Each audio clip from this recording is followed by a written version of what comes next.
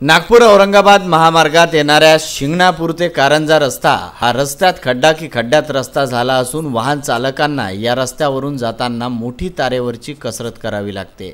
त्यातही दुचाकी स्वारांना खड्डे चुकविताना तारेवरची कसरत करावी लागते। तरी पण एखाद्या खड्ड्यात दुचाकी जाऊन आदळल्यासारखे होतेच। रात्रीच्या वेळेला रस्त्यावरील खड्डे पाहून यम उभा असल्यासारखेच वाटते। काही दिवसापूर्वी या खड्ड्यामुळे काही लोकांना यमसदनीही जावे लागले। हीच परिस्थिती शिंगणापूर ते कारंजा रोडवर आजही तशीच आहे।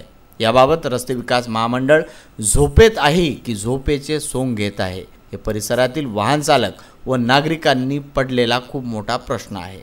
सालोड, पिंपळगाव, निपाणी, दोनत, खेरडा या पुलावरील खड्डे चुकविता वाहन चालक व्यस्त, अधिकारी खुर्चीत मस्त असे चित्र आहे। याकडे त्वरित लक्ष न दिल्यास हा रस्ता अपघाताचे माहेरघर बनते की काय अशी संभावना नागरिकांकडून व्यक्त होत आहे।